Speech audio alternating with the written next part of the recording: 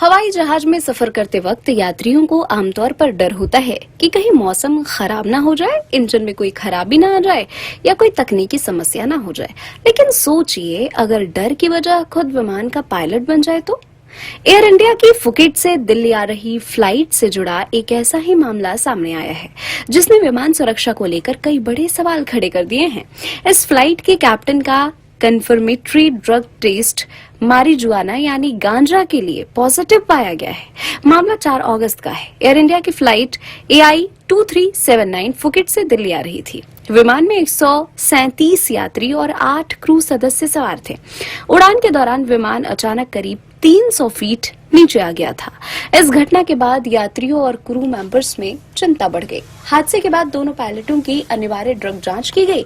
शुरुआती जांच में कैप्टन का टेस्ट संदिग्ध आया, जिसके बाद सैंपल को पुष्टि के लिए लैब भेजा गया।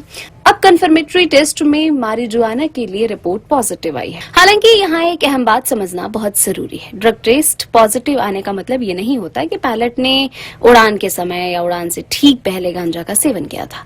अब जांच एजेंसियां ये पता लगाने की कोशिश करेंगी कि पदार्थ का सेवन कब हुआ, उसका असर कितना था और क्या इस विमान को उड़ाने की क्षमता पर कोई प्रभाव पड़ा था। यानी सबसे बड़ा सवाल यही है कि क्या इस मामले का संबंध 4 अगस्त की उड़ान के दौरान हुई घटना से है या नहीं है। इस पूरे मामले की जांच एयरक्राफ्ट एक्सीडेंट इन्वेस्टिगेशन ब्यूरो यानी AAIB कर रहा है। जांच पूरी होने से पहले किसी निष्कर्ष पर पहुंचना जल्दीबाजी होगी, लेकिन एक कमर्शियल एयरलाइन पायलट का ड्रग टेस्ट पॉजिटिव आना अपने आप में बेहद गंभीर सुरक्षा का मामला है, क्योंकि हजारों फीट की ऊंचाई पर उड़ रहे विमान में बैठे सैकड़ों यात्रियों की सुरक्षा पायलट की सतर्कता और निर्णय लेने की क्षमता पर ही निर्भर करती है। इस मामले के बाद नागरिक उड्डयन मंत्रालय भी सक्रिय हो गया है। मंत्रालय ने एयर इंडिया के CEO कैंपबेल विल्सन से घटना की जांच और उठाए गए कदमों की जानकारी मांगी है। वहीं DGCA से ड्रग टेस्टिंग नियमों की समीक्षा करने और जरूरत पड़ने पर उन्हें सख्त बनाने को कहा गया है।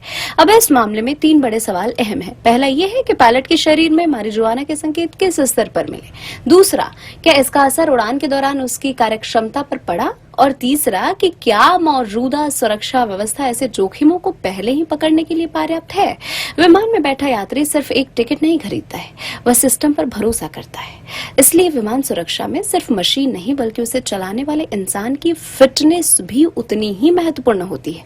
अब सबकी नजर इस जांच पर है कि आखिर इस मामले में पूरी सच्चाई क्या सामने आती है, क्योंकि आसमान में उड़ान सिर्फ तकनीकी से नहीं, भरोसे से भी चलती है।